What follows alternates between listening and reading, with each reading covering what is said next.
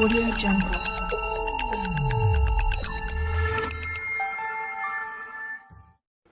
Very good.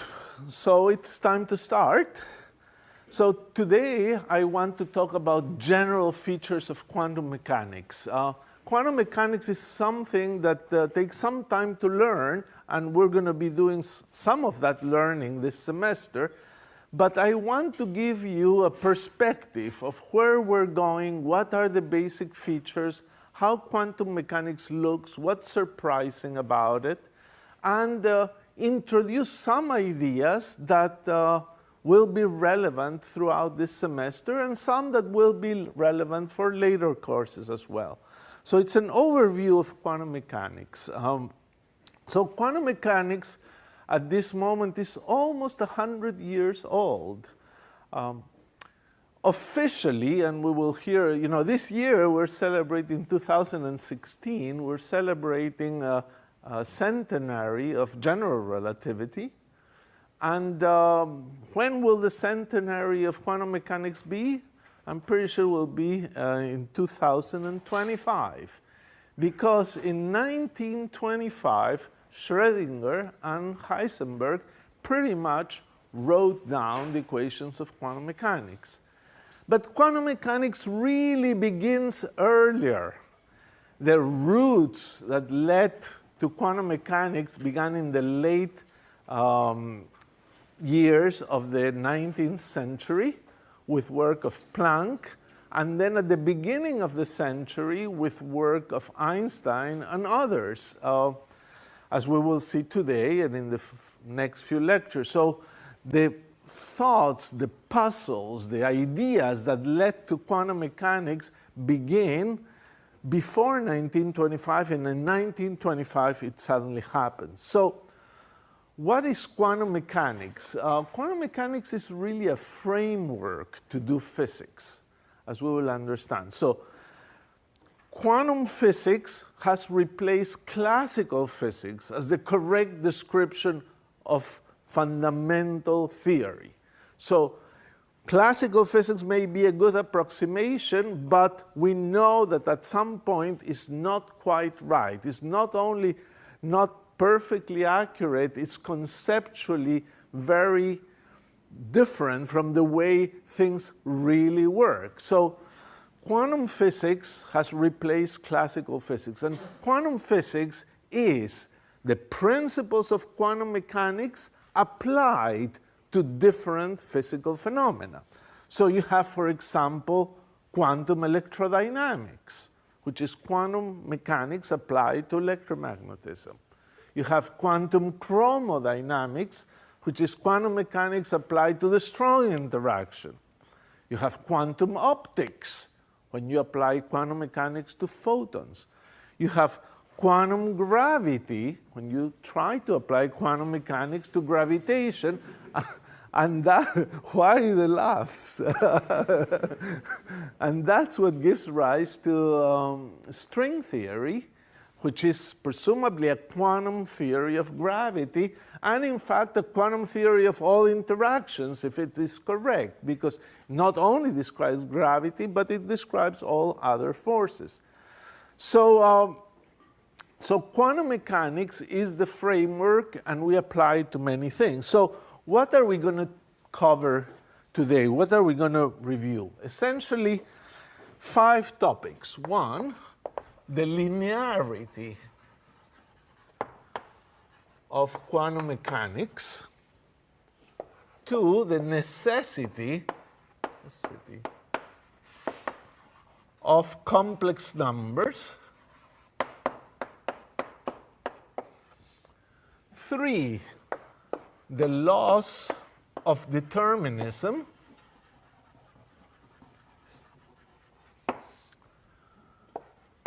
4, the unusual features of superposition.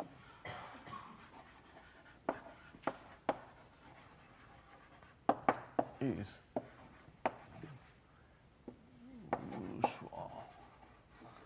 And finally, what is entanglement?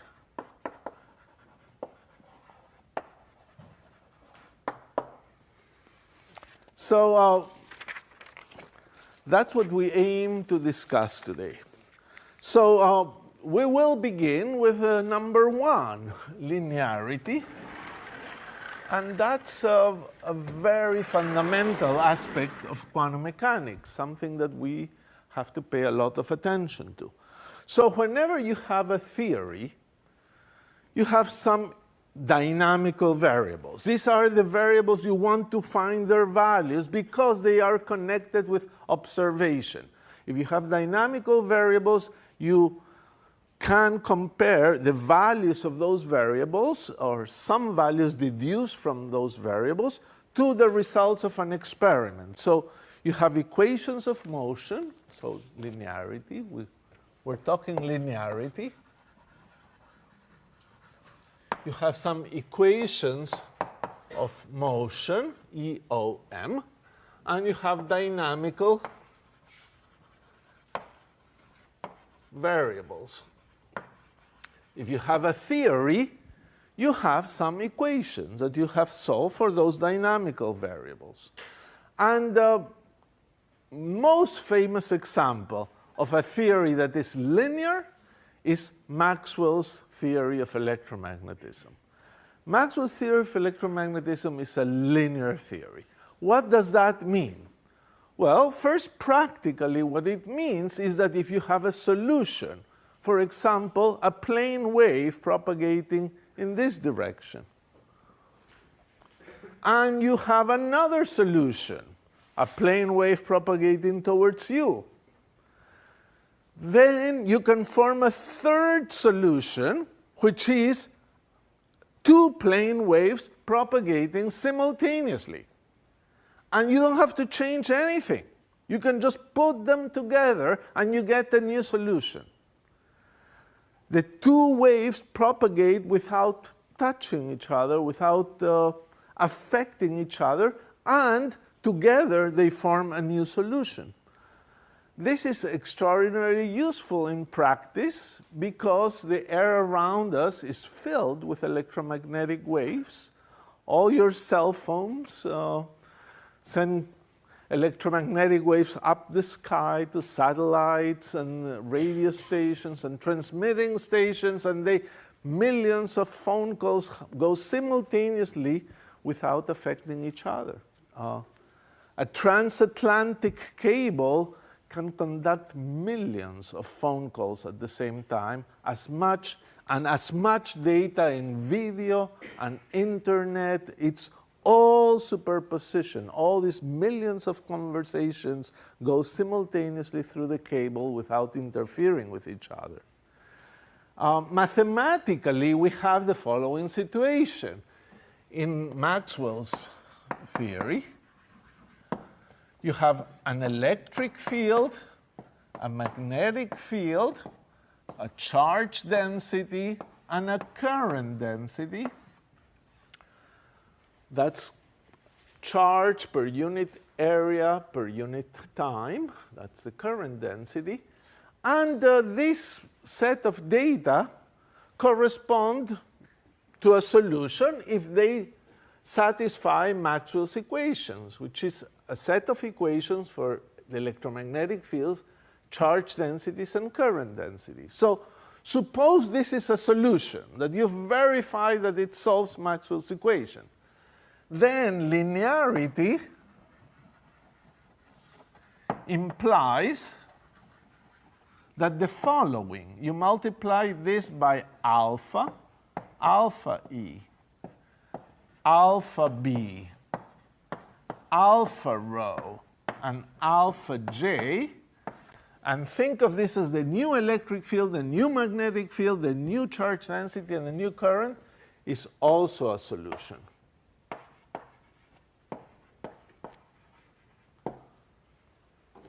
If this is a solution, linearity implies that you can multiply those values by a number, a constant number, A alpha being a real number. And this is still a solution. It also implies more. Linearity means another thing as well. It means that if you have two solutions, E1, B1, row 1, J1, and E2, B2, row 2, J2, if these are two solutions,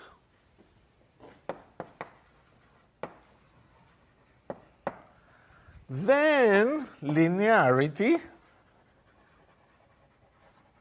implies that the sum, E1 plus E2, B1 plus B2, row 1 plus row 2, and J1 plus J2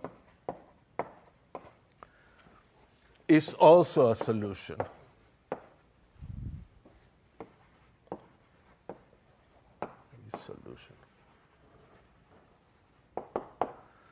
So that's the meaning, the technical meaning of linearity. We have two solutions, we can add them. We have a single solution, you can scale it by a number. Now, I have not shown you the equations and what makes them linear, but I can explain this a little more as to what does it mean to have a linear equation. Precisely, what do we mean by a linear equation? So a linear equation, and we write it schematically. We try to avoid details. We try to get across the concept. A linear equation, we write this L u equal 0, where u is your unknown, and L is what is called the linear operator. Something that acts on u. And that thing, the equation, is of the form L on u equals 0. Now, you might say, okay, that already looks to me a little strange because you have just one unknown, and here we have several unknowns. So this is not very general.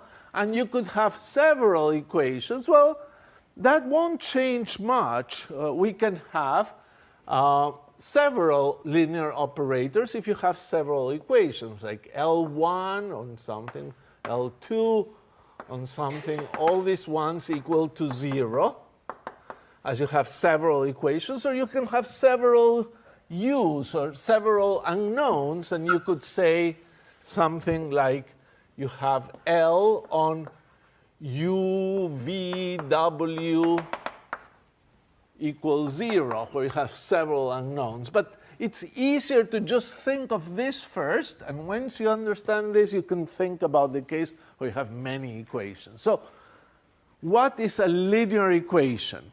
It's something in which this L, the unknown can be anything, but L must have important properties. As being a linear operator will mean that L on A times U, where A is a number,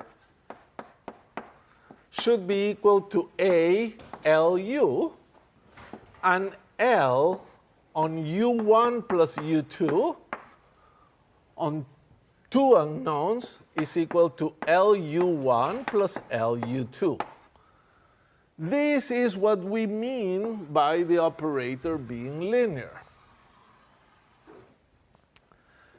So, if an operator is linear, you also have L on alpha U1 plus beta U2. You apply first the second property, L on the first plus L on the second. So this is L of alpha U1 plus L of beta U2. And then using the first property, this is alpha L of U1 plus beta L of U2. And then you realize that if U1 and U2 are solutions, which means LU1 equal LU2 equals 0, if they solve the equation, then alpha U1 plus beta U2 is a solution. Because if LU1 is 0 and LU2 is 0, L of alpha U1 plus beta U2 is 0, and it is a solution. So this is how we write a linear equation. Now, an example probably would help. If I have the differential equation du dt plus 1 over tau u equals 0, I can write it as an equation of the form Lu equals 0 by taking L on u to be defined to be du dt plus 1 over tau u. Now, it's pretty much, I haven't done much here. I've just said, look, let's define L acting on u to be this, and then certainly this equation is just Lu equals 0. The question would be maybe if somebody would tell you, how do you write L alone? Well, L alone, probably we should write it as d dt without anything here, plus 1 over tau. Now, that's a way you would write it to try to understand yourself what's going on. And you say, well, then when L acts on the variable u, the first term takes the derivative, and the second term, which is a number, just multiplies it. So you could write L as this thing. And now it is straightforward to check that this is a linear operator. L is linear.